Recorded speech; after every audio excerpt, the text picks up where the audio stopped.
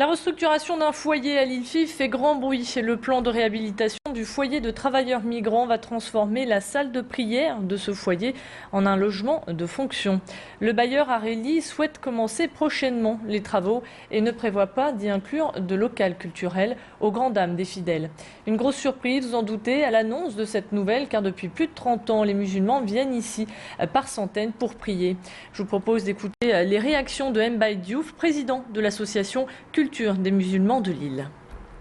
Ce qui est sûr est que le bailleur, d'après les informations que nous avons eues, a décidé de commencer des travaux de restructuration.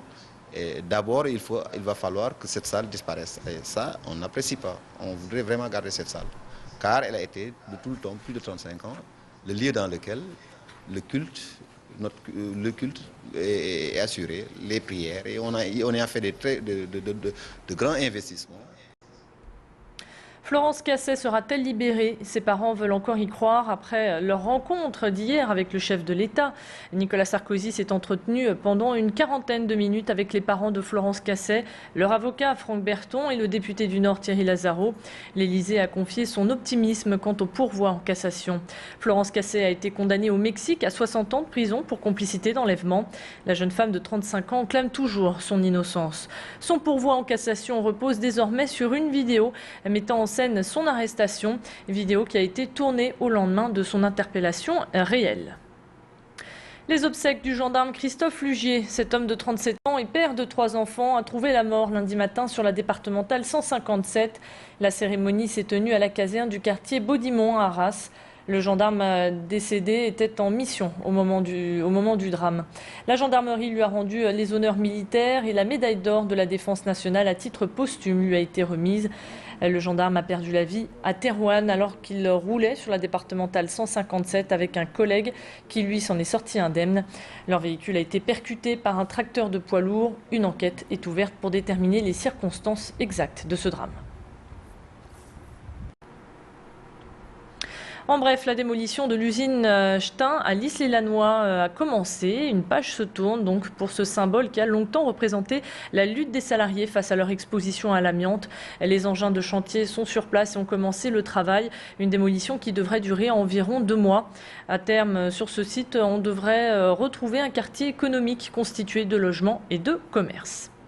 On va parler de sport à présent avec le tirage au sort du 5e tour de la Coupe de France qui a eu lieu hier soir au siège du Conseil régional. C'est Daniel Percheron, le président du Conseil régional, et Philippe Montagnier, l'entraîneur du club de Valenciennes, qui ont tiré au sort les futures rencontres. Étaient également présents les représentants des 56 équipes encore engagées. Les équipes professionnelles dont Lille, Lens et Valenciennes rentrent au 9e tour. Ce tirage au sort a fait également de belles surprises puisque les 2 meilleures équipes engagées Avion et Calais s'affronteront le 17 octobre. Le représentant de Thierry Lamotte, l'un des petits poussés de la compétition, nous parle justement de la magie de la Coupe de France. Écoutez. C'est magique et l'émulation que ça amène autour du village aussi. Il y a des personnes qui ne s'y intéressaient pas du tout, qui commencent à venir nous voir. Le maire qui est présent, une mairie qui nous suit. Donc nous, c'est vrai que ça donne un gros coup de lumière sur la ville en elle-même, hein, le village, et aussi sur le club de foot. Et puis bon, c'est une fierté pour nous dirigeants qui avons repris le club il y a 1 an et demi. Donc c'est une bande de copains qui a repris un club de foot, qui espérait pas en arriver là. Mais bon, on a la récompense de notre travail en quelque sorte et puis de l'investissement. Vincent Laïs et Sébastien Roland sont de retour sur la terre ferme. L'équipage nordiste est arrivé 4e à la prestigieuse course aéronautique, la Gordon Bennett. Ils ne sont pas arrivés premiers comme l'année dernière, mais l'expérience était une fois de plus inoubliable. Ils ont parcouru une distance de 1805 km et passé 3 nuits en vol. La Gordon Bennett récompense le ballon à gaz qui parcourt la plus longue distance au-dessus de l'Europe. Vincent Laïs était l'invité de Grand Lille TV. Il est revenu pour nous sur cette incroyable aventure, on l'écoute. C'est une aventure d'un autre temps, puisqu'on est juste porté par le vent. Là, ce qui était extraordinaire, c'est de partir d'Angleterre, de traverser la Manche, attaquer la Bretagne, attaquer le golfe de Gascogne et traverser de nuit les Pyrénées, tout ça porté par les vents. Donc évidemment, on est aidé par un météorologiste et un routeur. Mais c'est un travail tout simplement jouant avec le lest. On va positionner le ballon dans un flux de vent pour aller le plus loin possible. En bref, Frédéric Noiret, la fille du célèbre acteur Philippe Noiret, sera au Furet du Nord cet après-midi pour une séance de dédicace. Elle présentera son dernier livre intitulé Philippe Noiret de père en fille aux éditions Michel Lafon. Elle y évoque tous ses souvenirs et parle d'un papa douceur et d'un mari attentionné, sans oublier les anecdotes avec d'autres acteurs, Jean Rochefort, Alfred Hitchcock, Romy Schneider ou encore Alain Delon. Nous la retrouverons d'ailleurs en direct du Furet du Nord aux alentours de 16h30. Et puis on va terminer cette édition en musique. Ils nous reviennent tout droit de Russie où ils ont donné 5 concerts. Aujourd'hui, ils sont de retour et se préparent à lancer la saison musicale. Je vous parle de l'Orchestre National de Lille. Avant le grand spectacle de mardi prochain au Nouveau Siècle, eh bien, ils répètent. Une représentation spéciale vous attend car la formation fête cette année ses 35 ans et célèbre également le compositeur Liszt.